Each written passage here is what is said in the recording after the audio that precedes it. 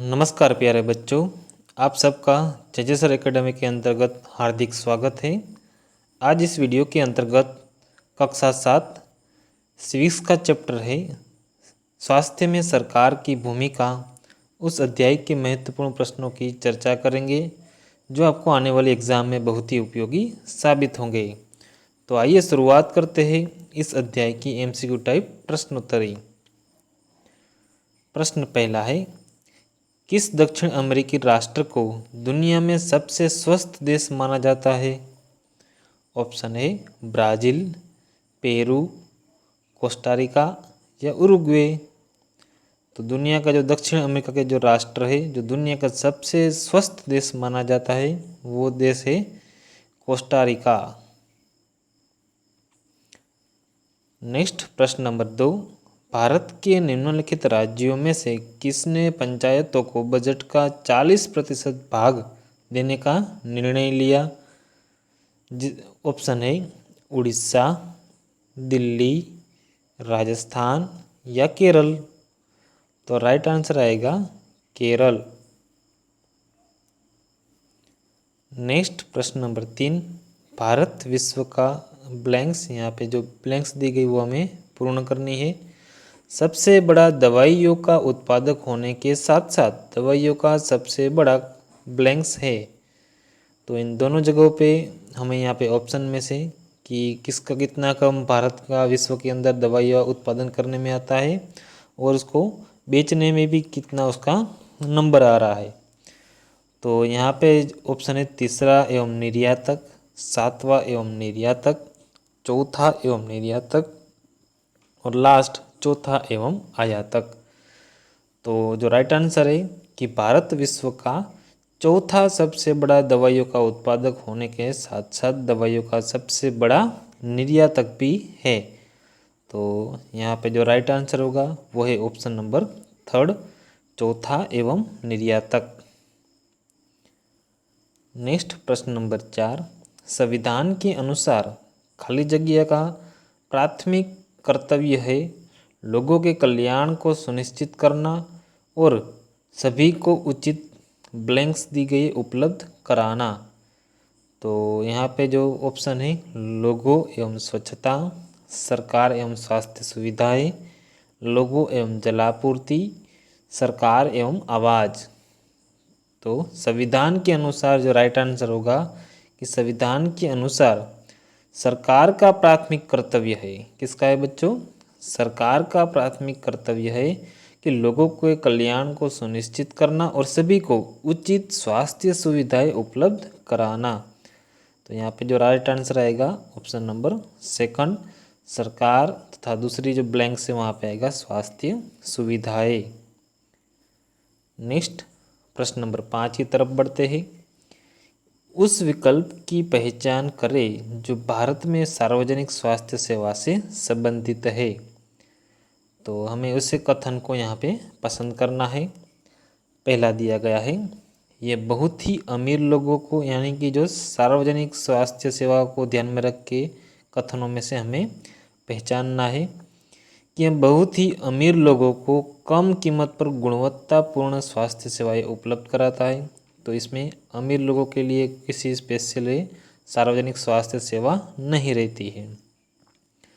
दूसरा, यह चुने हुए लोगों को कम कीमत पर गुणवत्तापूर्ण स्वास्थ्य सेवाएं उपलब्ध कराता है ना। चुने हुए लोगों को भी नहीं, लेकिन सारे लोगों को क्या है, स्वास्थ्य सेवाएं वहाँ पे उपलब्ध कराई जाती हैं।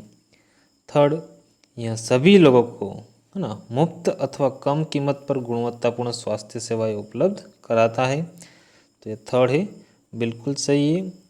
फोर्थ, यह सरकारी कर्मचारियों को कम कीमत पर गुणवत्तापूर्ण स्वास्थ्य सेवाएं उपलब्ध कराता है। तो केवल सरकारी कर्मचारी इनको फ़ायदा नहीं मिलता, बल्कि सभी लोगों को सरकारी जो सार्वजनिक स्वास्थ्य सेवा है उनको लाभ मिलता है और मुफ्त में अपना इलाज करवाते हैं। तो यहाँ पे ऑप्शन 3 करेक्ट है।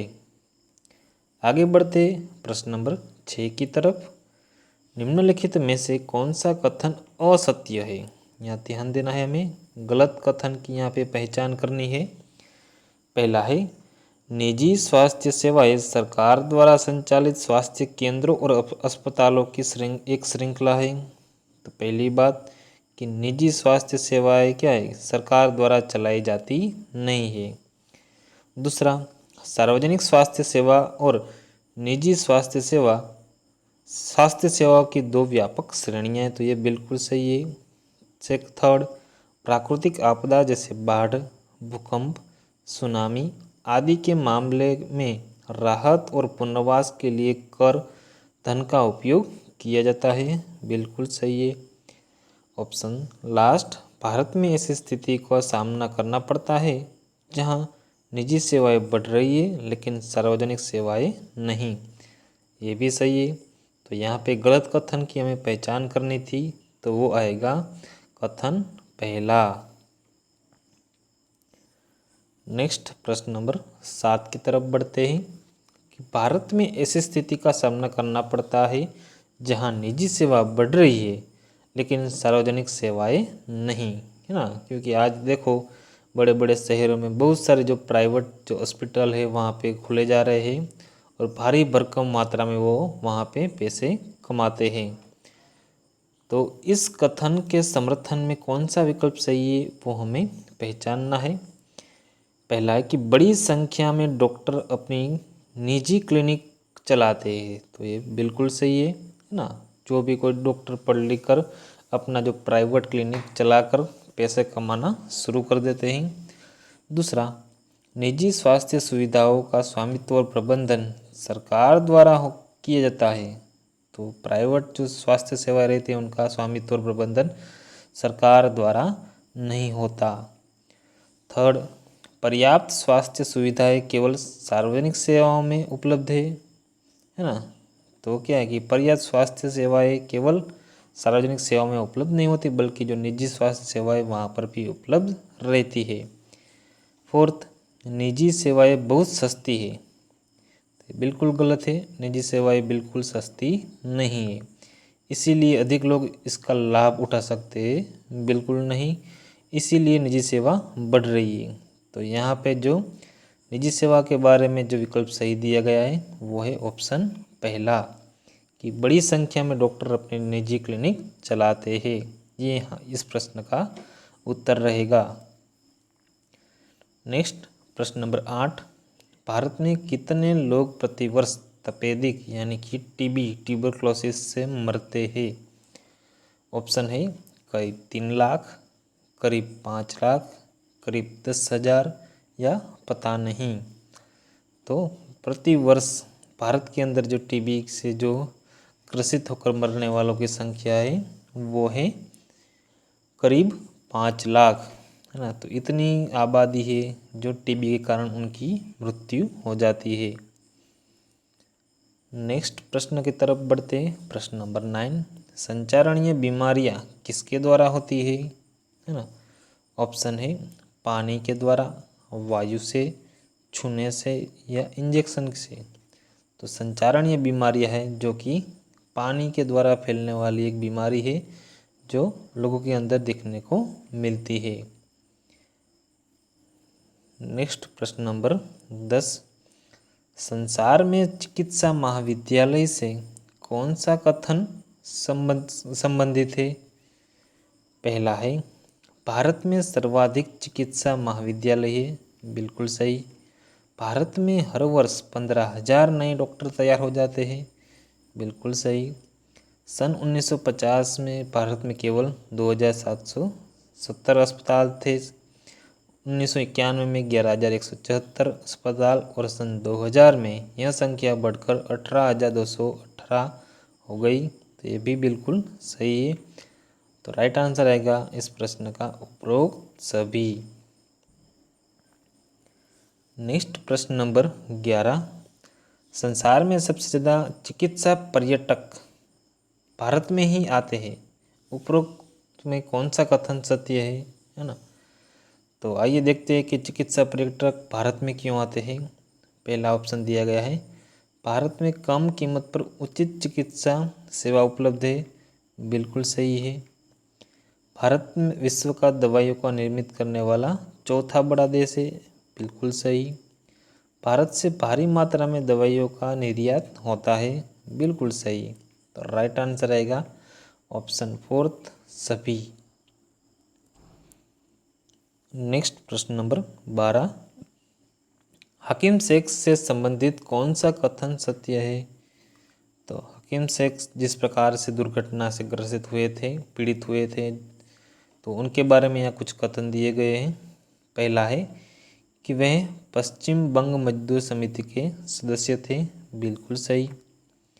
1992 में चलती ट्रेन से गिर गए, उन्हें गंभीर चोटें आई। बिल्कुल सही।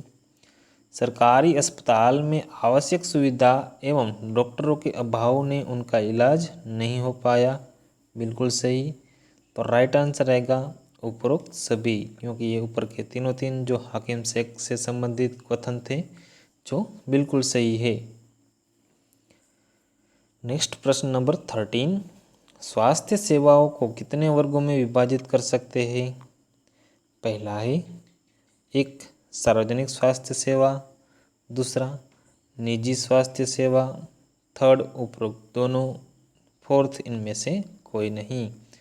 तो पहला और दोनों क्या है? स्वास्थ्य सेवाओं के जो विभाजित किए गए, तो यहाँ पे राइट आंसर आएगा उपरोक्त दोनों।